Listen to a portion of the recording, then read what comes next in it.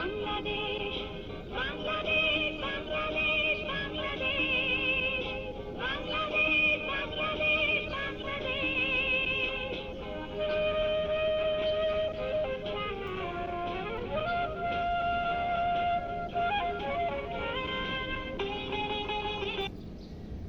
বিসমিল্লাহির রহমানির রহিম। প্রিয় ভাই ও বোনেরা, আসসালামু আলাইকুম।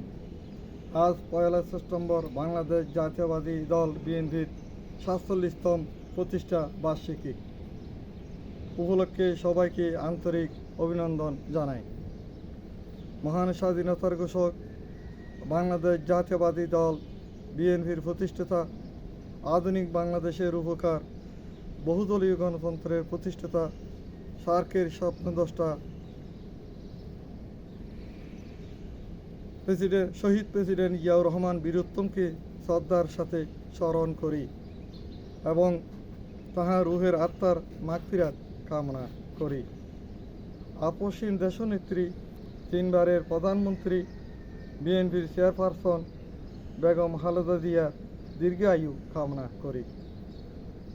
বিএনপির ভারপ্রাপ্ত চেয়ারম্যান জনাব তারেক রহমানের দীর্ঘায়ু কামনা করি। আশা করি তিনি বাংলাদেশে বীরের বেশে ফিরে আসবেন ইনশাআল্লাহ। 24শে জুলাই আগস্টের বৈষম্য বিরোধী ছাত্র জনতার আন্দোলনের সকল বীর শহীদদের শ্রদ্ধার সাথে স্মরণ করি ও বিনম্র গভীর শ্রদ্ধা জানাই। তাহাদের রুহের আত্মার মাগফিরাত কামনা করি। আরও যারা আহত বা পঙ্গু হয়েছে তাহাদের প্রতি গভীর সমবেদনা জ্ঞাপন করি। আরও জানাই, স্বাধীনতা যুদ্ধের বীর শহীদদের শ্রদ্ধার সাথে স্মরণ করি। প্রিয় ভাই বোনেরা, আসসালামু আলাইকুম।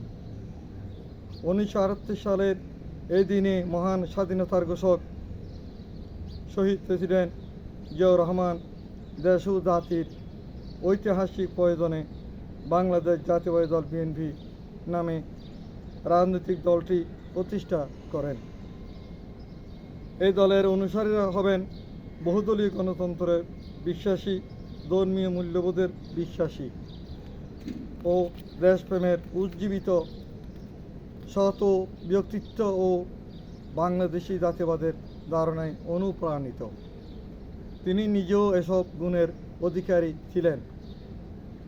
জিয়াউর রহমানের বিএনপি প্রতিষ্ঠার মাধ্যমে দেশে শুরু হয় উন্নয়ন ও উৎপাদনের রাজনীতি। তিনি রাজনীতিতে আসার আগেও এই মহান নেতার একটি ঘটনাবহুল জীবন রয়েছে। সৈনিক জীবন থেকে শুরু করে স্বাধীনতার ঘোষণা, মুক্তিযুদ্ধ, রাষ্ট্র পরিচালনা সবই তার একটি সমুজ্জ্বল ভূমিকা রয়েছে, যা জাতি কোনোদিন ভুলিতে পারিবে না। আমি সর্বস্তরের নেতা, কর্মী ও সুবন্ধে এবং দেশবাসীকে আন্তরিক শুভেচ্ছা ও অভিনন্দন জানাই। 1975 সালের 15 আগস্ট শেখ মুজিবুর রহমানের মৃত্যুর পর দেশে রাজনৈতিক পট পরিবর্তন ঘটে। তখন দেশ ও জাতি এক চরম হতাশায় নিমজ্জিত। ঠিক সেই সময় দিশাহারা চরম সংকটে পতিত ঠিক সেই মুহূর্তেই এদেশের সিপাহী জনতা একই বছর 1975 সালের 7 নভেম্বর শহীদ প্রেসিডেন্ট জিয়াউর রহমানকে বন্দি দশা থেকে মুক্ত করে বাংলাদেশের রাষ্ট্রীয় ক্ষমতায় বসান। এইভাবে একজন কর্মকর্তা হিসেবে জিয়াউর রহমানের রাষ্ট্র ক্ষমতায় আবির্ভাব ঘটে। তিনি প্রথমে দেশে আওয়ামী লীগের গড়া একদলীয় বাকশালের পরিবর্তে বহুদলীয় গণতন্ত্র চালু করেন। 1938 সালের এই দিনে বিএনপি প্রতিষ্ঠা করেন। বিএনপি প্রতিষ্ঠার পাশাপাশি শহীদ প্রেসিডেন্ট জিয়াউর রহমান দেশের রাজনীতিতে গণতন্ত্র পাশাপাশি এনে দেন আমাদের জাতির সত্তার পরিচয়, বাংলাদেশি জাতীয়তাবাদ। জিয়াউর রহমানের উন্নয়ন, উৎপাদন ও গণতান্ত্রিক আদর্শ লালন করে বিএনপি প্রতিষ্ঠা করেন। প্রতিষ্ঠার পর থেকে 5 বার বাংলাদেশের রাজনীতি রাষ্ট্রীয় ক্ষমতায় আসীন হন বাংলাদেশ জাতীয়তাবাদী দল বিএনপি। শহীদ প্রেসিডেন্ট জিয়াউর রহমানের শাহাদতের বরণের পর দলের বর্তমান চেয়ারপারসন বেগম খালেদা জিয়া এক যুগসন্ধিক্ষণে দলের দায়িত্ব নিয়ে একের পর এক ঐতিহাসিক দায়িত্ব পালন করেন। স্বৈরাচারী এরশাদের আমলে তিনি আন্দোলন করে আপসহীন নেত্রী হিসেবে উপাধি লাভ করেন। তার নেতৃত্বে বিএনপি 3 বার ক্ষমতায় আসীন হয়।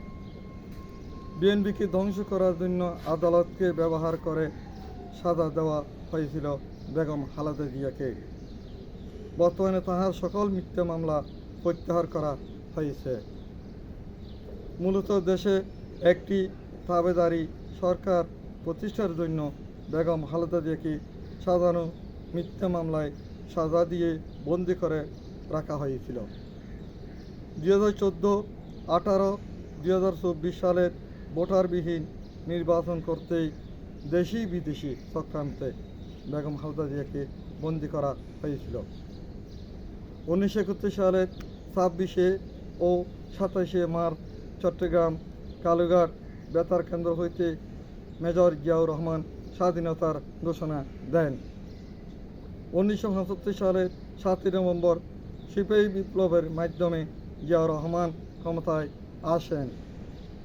1938 সালের নির্বাচনে জিয়াউর রহমান কর্নেল ওসমানী সাহেবকে বিপুল ভোটে পরাজিত করেন।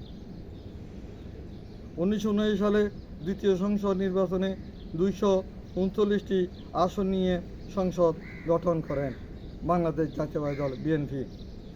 1981 সালের 30 মে চট্টগ্রাম সার্কিট হাউসে ঘুমন্ত অবস্থায় শহীদ হন প্রেসিডেন্ট জিয়াউর রহমান। 1938 সালের প্রেসিডেন্ট নির্বাচনে বিচারপতি আব্দুল সত্তার ডক্টর কামাল হোসেনকে 1981 সালের প্রেসিডেন্ট নির্বাচনে বিচারপতি আব্দুল সত্তারকে ডক্টর কামাল হোসেনকে বিপুল ভোটে পরাজিত করেন। 1982 সালের 24 মার্চ জেনারেল এরশাদ বিচারপতি আব্দুল সত্তারকে ক্ষমতাচ্যুত করেন। 1983 সালের তৃতীয় সংসদ নির্বাচনে বিএনপি, আওয়ামী লীগ, জামাসহ এরশাদের অধীনে কোনো নির্বাচনে যাবে না বলে চট্টগ্রাম ঐতিহাসিক লালদিঘির ময়দান থেকে ঘোষণা দিয়েছিলেন। আরও তারা বলেছিলেন যারা নির্বাচনে যাবে তারা জাতীয় বেইমান হিসেবে পরিচিত হবে। কিন্তু আওয়ামী লীগ ও জামাত নির্বাচনে গিয়ে জাতীয় বেইমান হিসেবে পরিচিত হয়। 1990 সালে 6 ডিসেম্বর গণ আন্দোলনে জেনারেল এরশাদের পদত্যাগ করতে বাধ্য হন। 1991 সালের 27 ফেব্রুয়ারি পঞ্চম সংসদ নির্বাচনে বিএনপি একক সংখ্যাগরিষ্ঠ সরকার গঠন করেন এবং বেগম খালেদা জিয়া প্রধানমন্ত্রী হন।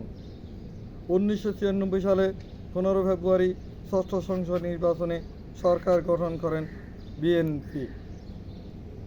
1996 সালে 12 জুন সপ্তম সংসদ নির্বাচনে 116 আসন নিয়ে বিরোধীদলীয় ভূমিকা পালন করেন বিএনপি। 2001 সালের 1 অক্টোবর অষ্টম সংসদ নির্বাচনে বিএনপি নিরঙ্কুশ সংঘর্ষে জয়লাভ করে সরকার গঠন করেন। 2007 সালে মঈনুদ্দিন ফখরুদ্দিন জরুরি সরকার গঠন করেন। 2008 সালে নবম সংসদ নির্বাচনে ভোট কারচুপির মাধ্যমে আওয়ামী লীগ ক্ষমতায় আসেন। 2014, 2018, 2024 সালের ভোট ডাকাতি করে ক্ষমতায় থাকেন আওয়ামী লীগ। দীর্ঘ 17 বছর শেখ হাসিনা খুন গুম করে ফ্যাসিবাদী শাসন কায়েম করেন।